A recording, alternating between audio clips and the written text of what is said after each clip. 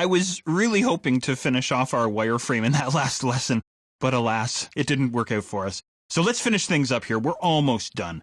So we pasted in the lorem ipsum text there. I changed the font size of the text there down to 12 point. This is exactly where I left off in the previous exercise. Now, what you may want to do at this point, I've still got my text selected here. I'm going to copy this text once again, Control or Command C, and then I'll click just at the end of the text there, stick in a space there, paste again, something like that, right? Now we have lots of text. I'm going to flip back over to my black arrow tool, and at this stage, maybe what I'll do is I'll just adjust the sort of the size and the position of this text frame here, if you will. I'm making sure that the right edge of my text frame is lined up against that guide that we created there, so everything's nice and lined up here. And then what I'll do is I'll grab the bottom edge of this text frame and just bring it up so that it lines up with the bottom edge of the graphic, something like that, right? And don't worry if your text gets cut off. It's just placeholder text, right? So in other words, if you see a little red icon way over in the bottom right corner of your text frame, don't worry about it. That just means there's more text inside your text frame than the text frame can currently display. We're really not worried about that. Again, we're just wireframing here. Okay, great. So I'm just going to zoom out a little bit, something like this.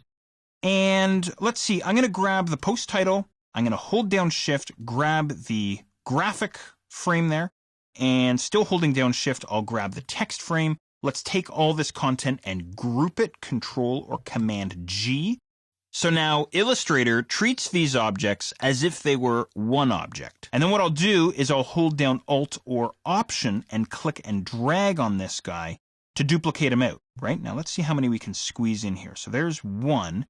Now let me show you a cool trick. Try hitting Control or Command D to duplicate your last movement, right? Very cool trick. So I'm going to try for 4. There we go. I squeezed it in there, which is nice. So I got 4 of them in there. Now I might have to do a little bit of adjusting, nudging things up, just so things aren't too crowded in here, but something like that anyway.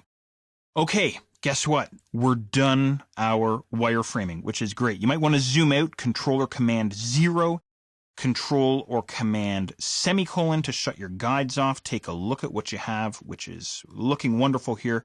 We are now ready, finally, to move over into that design stage. Now, in the real world, before we move on to applying things like colors and fonts and effects, drop shadows, all that great stuff, we want to show this to the client and say, this is what we have in mind. This is what we want to build. Is this what you have in mind? Is this what you want? You really want to get their confirmation before you move things forward, right?